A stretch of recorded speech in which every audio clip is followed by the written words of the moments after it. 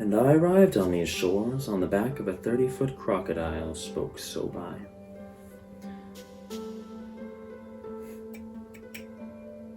You'll never get lonely with this looking glass suspended here. Despite being higher off the ground than most Don Johns. That's the way I like it, I suppose. A voluntary prisoner in my own tower. How peaceful. How lovely. But yes, you are here for a reason. I know. The mad alchemist Makalish lies just before our heroes. Doru, Jin, Olgor, Maris, and now Gyar the Orc. And what will become of them after so many have fallen to her mutant science experiments? Awful creatures, indeed. Are you ready to find out? I'll tell you, won't need any sprite leaf to take you farther in fantasy than where we'll be going tonight.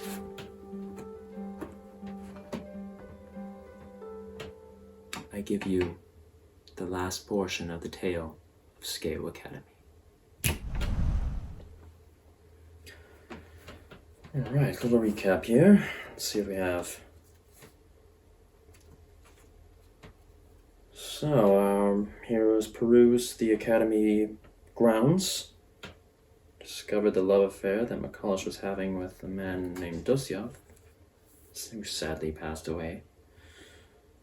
They encountered some trolls, felled them amidst the reckless battle that ensued, and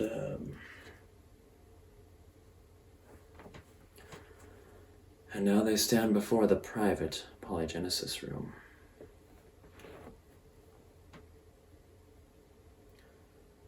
Circulating heavily with the essence of Skabusa, Dolgor placed his hand against the door. Each of the stone granules on the door lit up like an immensely crowded night sky. It opened slowly on its own to reveal a long, curving causeway overhanging dark and dismal water. They proceeded cautiously down the causeway until they came before a similar-looking room to the student polygenesis room, only slightly smaller. Black liquid splatters stained the room. 3 wells stood in a triangular formation in the center, and above the central well was another large black cocoon. It was pulsating. At the opposite end of the room stood a raggedy-haired woman, her skin unnaturally pale and blotchy as if she'd been born with strange birthmarks all over her body. Her face was stoic yet pretty and soft, but her eyes pierced with the darkened gaze of an executioner. Her hand hovered over a lever, and Olgor gazed above himself, almost expecting to see a guillotine hanging overhead. Go on, take another step. I fear not of death, came her shrill, goading voice. Olgor stepped forth, extending a hand where an olive branch might have been. It's not the end, Makalish. We know of your torment and why you've sequestered yourself here. We know about Dosyov. Don't you mention his name, she howled. Meanwhile, the dwarf was carefully and quietly loading a poison dart into the blowgun he had picked up off of one of the pygmies. This has to stop. I know you are trying to help, but you have harmed so many already. Your creations are running rampant. Makalish shook her head, still clutching the lever. The present means are necessary for a better end. I have the cure just within my grasp. She spat with an animalistic fury. Suddenly, a whistling of wind shot from behind Olgor and Doru as a dart sailed straight over Makalish. She fell to the ground to dodge it, while simultaneously pulling the lever she was holding. A hard metallic grinding sound could be heard under the floor. She rose back to her feet, withdrew a yellow bottle, and pulled it to her lips. Her toes began to extend and grow webs in between them. Doru gripped his guitars and began to race towards her, and she prepared for his advance by drawing a long, sinister dagger of her own. The Sieg alchemist couldn't eject me from this place, and neither can you. As Doru was just within reach of her, a shape began to elevate out of the well between them. You're no match for the mighty Skabusa. And you've just created a potion consisting of serum from all male animals.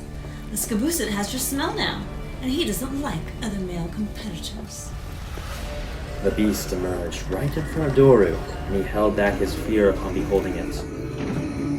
Its long, webbed fingers dangled low by its large, bear-like feet. A long, barbed tail swung behind it. It breathed and panted deeply through its rabbit-like teeth, and atop its head stood two tall, rabbit-like ears and a pair of gnarled antlers. Ulgur and Gyarath rushed to his aid, and Jin unleashed several firebolts, but the Skabusit seemed to be completely immune to them. Doru delivered a swift strike towards its abdomen, but it dodged the strike and batted him to the ground with its long, heavy claw. Doru hit the floor and lost his grip on his guitar, but before the beast could capitalize on the attack, Ulgur lashed out another array of viney tendrils from his palms to hold its arm in place. Gyarath ripped through its side with a heavy rend from his polearm, but the beast remained unstaggered. It then whipped its arm that Ulgur had previously restrained and hurled him across the room where he thudded hard against the wall. Gyarath came in with another hew from his halberd, but the beast caught it with its other arm. It then looked straight through Gyarath's eyes and into his shivering soul and unleashed a long, putrid tongue to his face. It stuck to his face, blinding him from the vile malformation before him. And when he dropped his halberd to wrench the sticky tongue away, he felt 5 sharp objects rip through his abdomen. Gyarath fell to the ground, clutching his belly. And now I shall let you boys fight it out. Makalish cheered. I take my leave. Maris began loading his blowgun again, but dropped it to reach for the billhook when Makalish leapt nearly 15 feet over the action and dashed in his direction. Fortunately, he was barely able to grasp his weapon when Makalish came close enough to deliver a vicious rend across his arm, causing it to fall back. She continued to dash at the door from whence they came. He watched her, and amidst the shrieks and battle cries from behind, he patted around on the ground until he found the blowgun he had dropped. He lifted it to his lips and blew. The dart landed right in her ankle, but astonishingly, she continued running. The Skabusit removed its tongue from Gyarath's face and moved towards Ulgur, who was still recovering from being tossed across the room. It whipped its barbed tail and snarled. Doru, who was still prone, grasped his guitar and delivered a lateral cut across the furry leg of the Skabusit, causing it to lose its balance and stumble into one of the other wells in the center of the room. Catch the wish, come on! Go after her!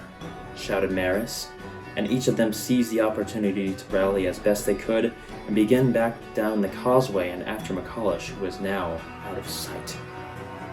A large thud came from the room behind them, and as Ulgur gazed behind himself, he saw the Skabusit.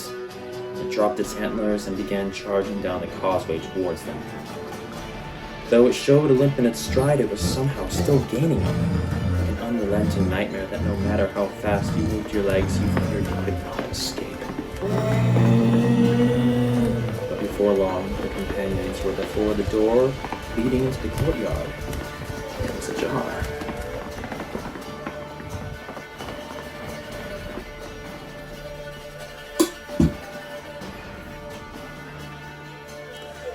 They pushed through it, and then worked together to hastily close and lock it behind them.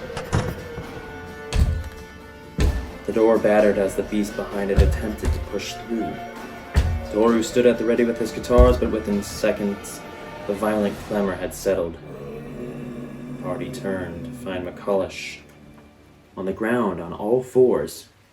She was huffing and puffing as if she'd run a marathon, the dart still stuck in her ankle. She forced herself to her feet, standing between the party and the large well behind her. The rain was pouring now, and the water of the well had cooled nearly to the same level as the courtyard. She stood, hair drenched, and withdrew yet another potion from her waistline. This is explosive liquid fire, and it will burn you all to hell with a flame no amount of water can extinguish. Makalish, pleaded Old War. Can't you see what you've wrought? Your creations are monsters. She lifted her arm higher, panting with adrenaline. My creations are beautiful! And even if you don't meet your fate in a burning death, the Deadmaw will never let you leave. Just then, a giant black reptilian shape burst forth from the large well behind Makalish. It bore its jaws down upon her, causing her to drop the potion which bounced on the cold, wet stones. It bit hard, whipped her back and forth several times, and then hurled her across the courtyard onto the ground beside the adventurers. She breathed faintly, and as each of them gazed up, they witnessed the creature in its twisted majesty. Half-rotted and eyeless, its teeth interlocked in its long, bony snout. Black scales sparsely occupied its mostly decayed frame, and a long, scaly tail wagged behind it like a ticking pendulum in a grandfather clock, warning that their final hour was near. Every time it breathed, black vapors greeted them with a smell of sulfur and rot. The giant crocodile opened its jaws and emitted a low, rumbling sound like an earthquake within its belly. Black smoke began to billow from within. Get out of the way! Shouted Doru. Yet only he and Ulgur were fast enough to escape a large guttural gust of black smoke that consumed Giarth and Daenerys. They immediately started choking and retching from the fumes. Doru continued to dash around the side of the crocodile, slashing frantically about it, though every gash he opened up came black blood that splattered and burned.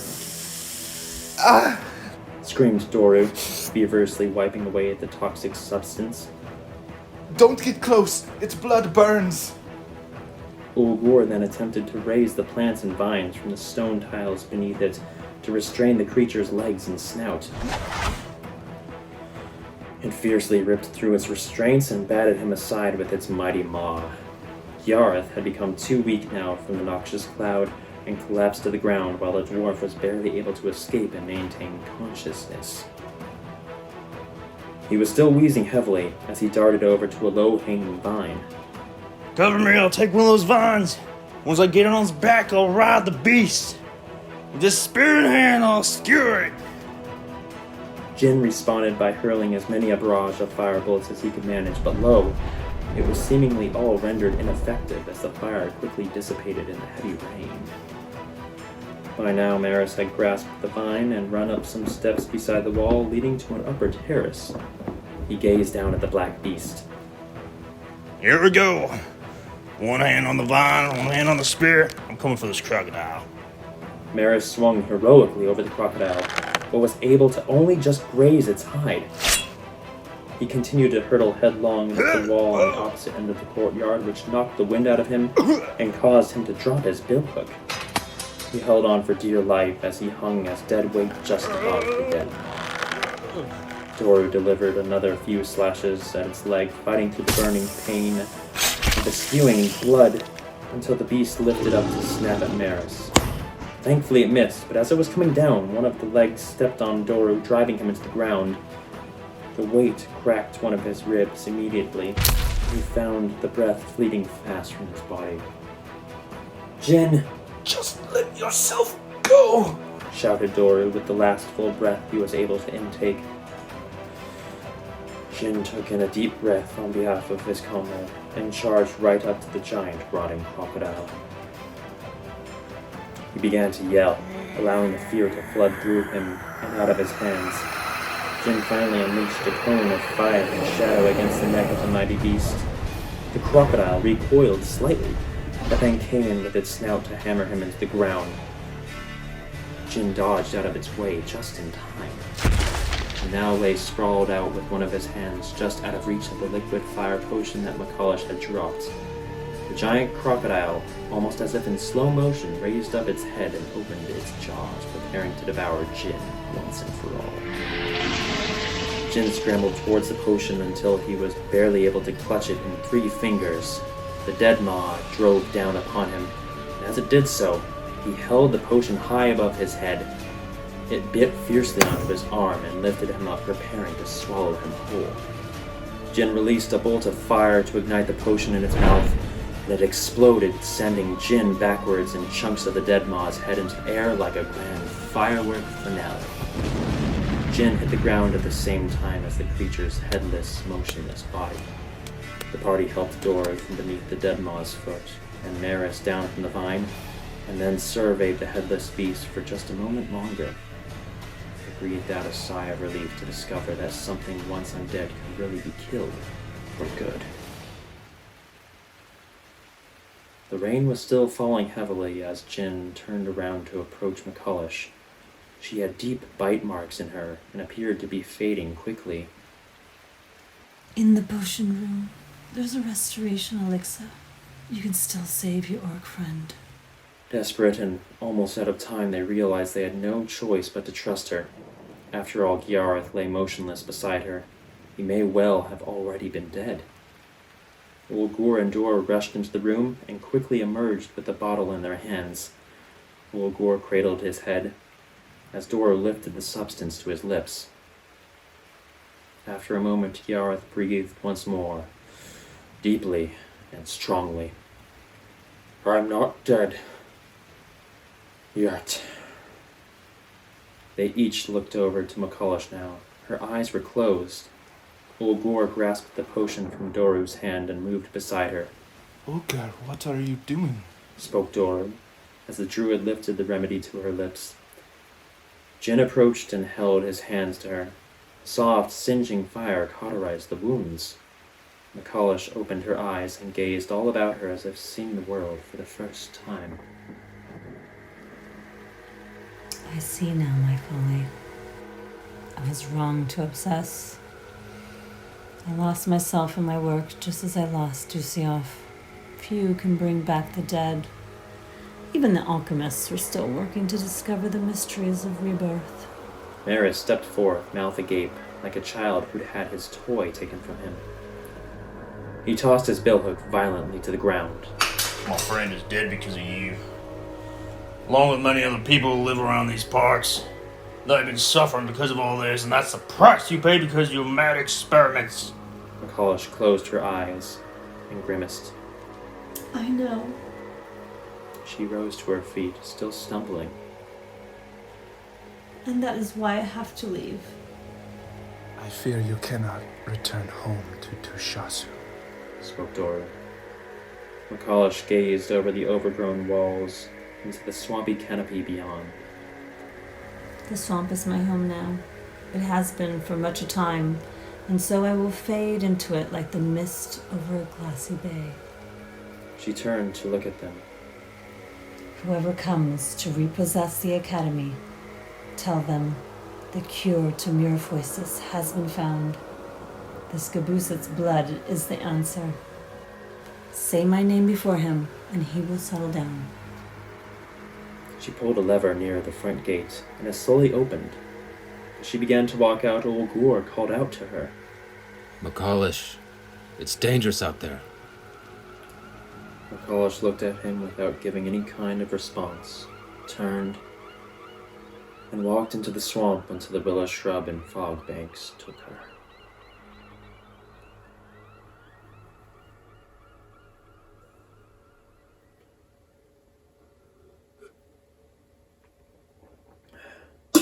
They were all silent on their trip back to Dushasu, as if emerging from a strange dream. When they reached the town, they informed Tusk, the overlord, of what had happened. He seemed amazed and saddened by their story, and he informed them that the Lanterns of Skaho would arrange for a team of witch doctors to occupy the academy and begin at once on the production of the cure for Miraphoisis. A tear emerged from his eye as he spoke. I thank you greatly for doing this. We have lost so much, and now I see the latest loss was that of a once promising student, one of our own. But now we can save our people. I pray she not wander aimlessly henceforth.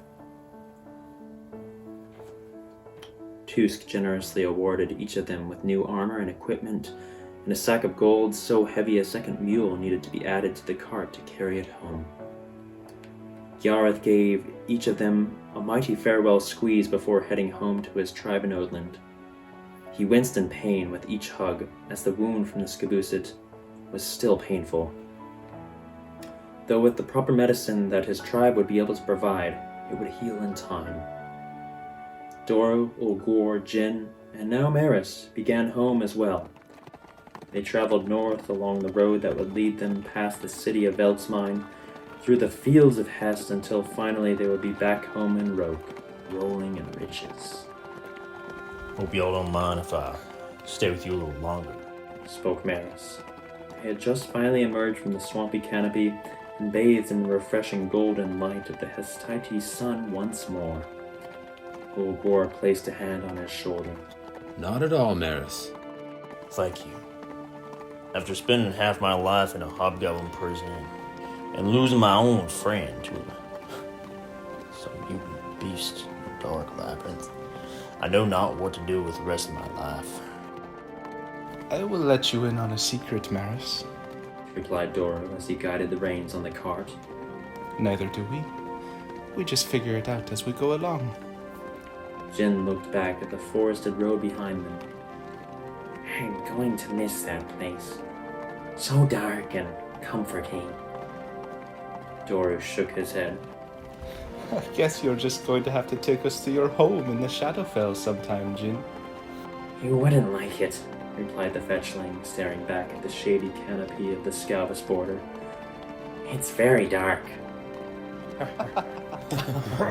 They all chuckled heartily as the mule-driven cart rode on. Ulgor gazed out at the beautiful flowering fields all around them. Say, I wonder if Ubi's still got those toad roses for sale. And that marks the end of Skaho Academy, my friends. Probably one of my favorite tales out of them all. There are many more to come that span through Skaho and Ishkarta, the grand desert of Ishkarta, the beautiful lands of Roke and Althea, and the northern Kavid and harrowing Vism province. So much more to come, and I can't wait to take you through it. But for now, good night.